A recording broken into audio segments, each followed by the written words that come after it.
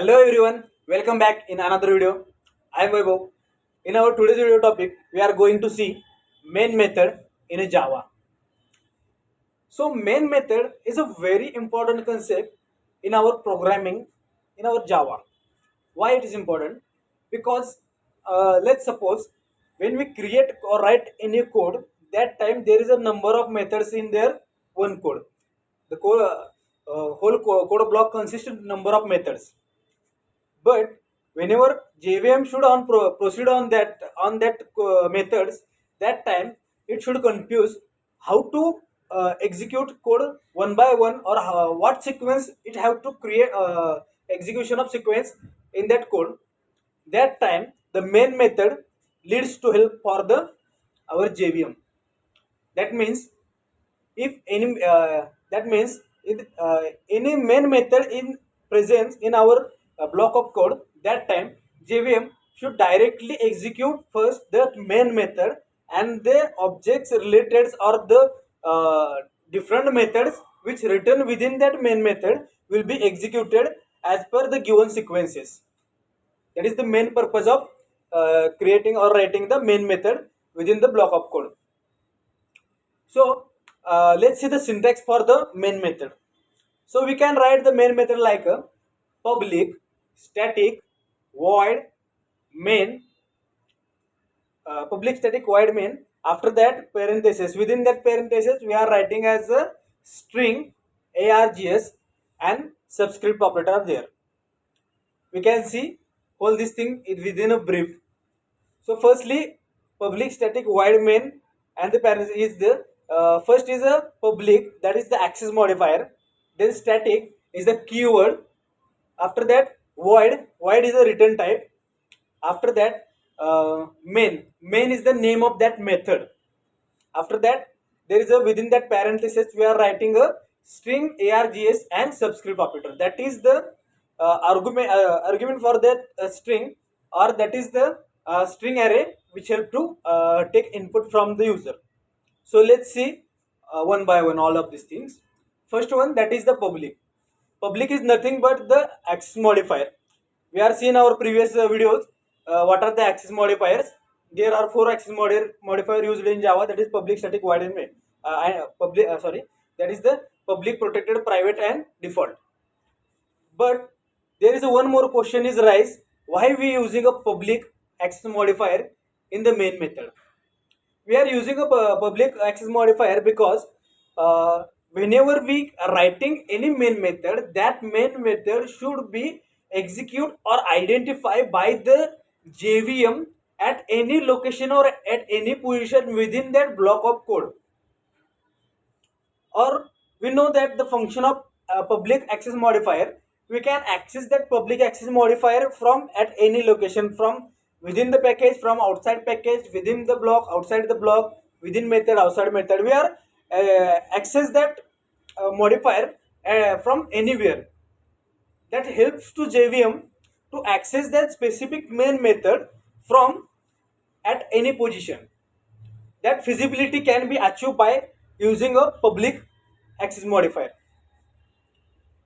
Let's suppose if if we using different access modifier like protected, private, or default, that time the JVM is not supporting in this case, because this data or this code which is written within that protected, private, or default, that data should not be accessible by the JVM, or it does not support in this case. That's why we strictly using public access modifier for the main method.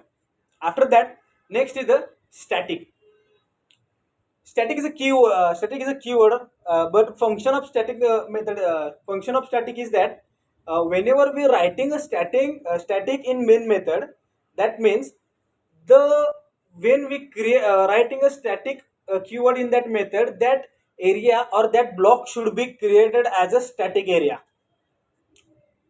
The method which is written with the static keyword, that area should be create work as a static area.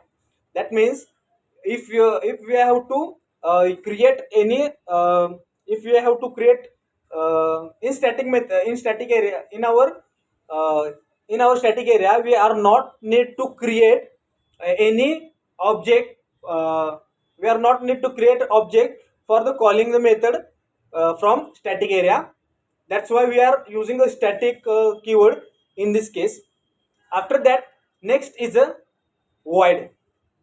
So meaning of void, that is the nothing but it is the return type.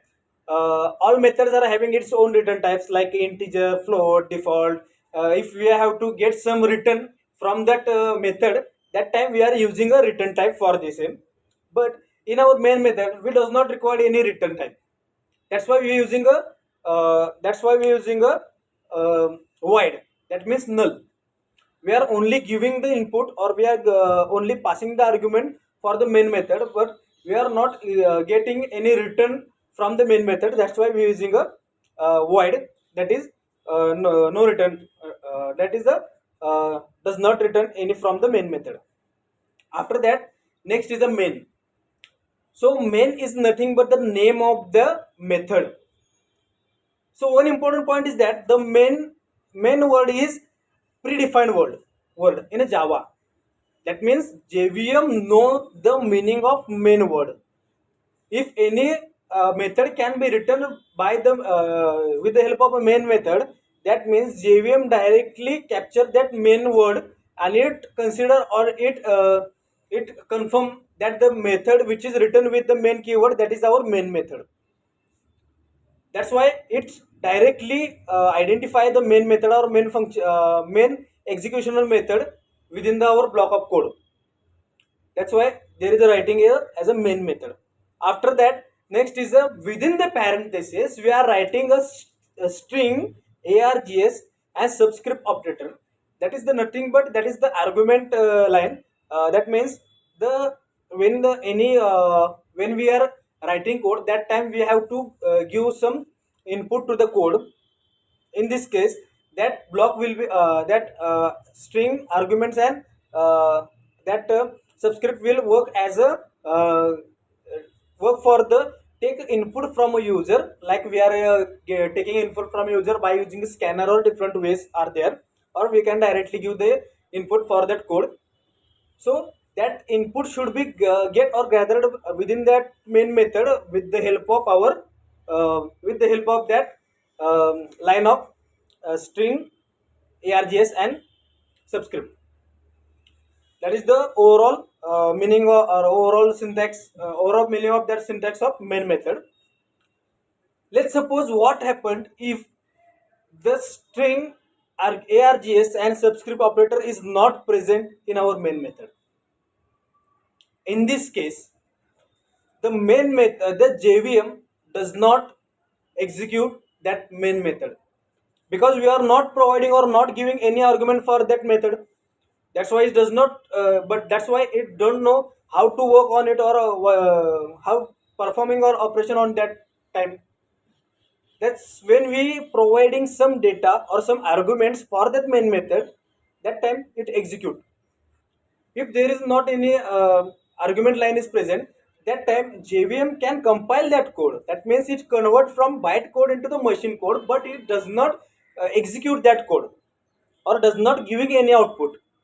If there is a absence of that our string arguments and subscript operator, that time our JVM shows the error like a missing a main show error like a error in the main method. That time we have to provide that we have to provide that argument for the main method. That is the main purpose why we are writing the string args and subscript operator within our main method. For that, we're going to see how actually our JVM will work on the main method. In that case, JVM firstly execute the static block. That means the code of block which is written, JVM goes towards the execution of that static block. After that, JVM nextly step out towards the static method which is written within that static block. After the execution of that static method, if there is a need to create any object, that time the JVM create a object and allocate the memory within our heap memory.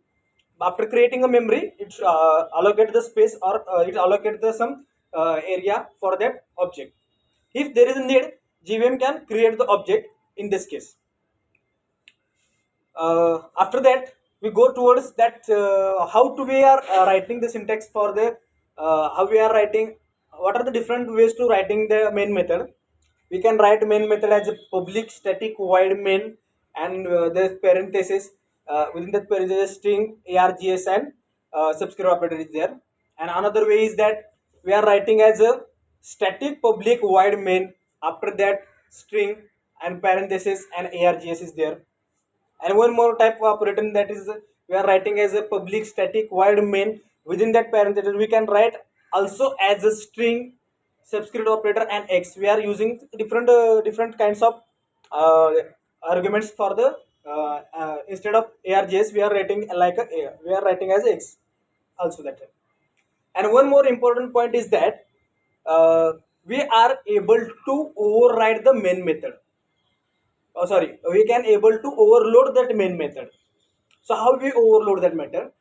We are achieving the overloading in main method by changing the arguments or the argument block, which is a string args and subscript operator. We are directly changing within that arguments line of argument, and we achieving the overloading of main method. So this is the overall introduction or overall function of our main method. Thank you.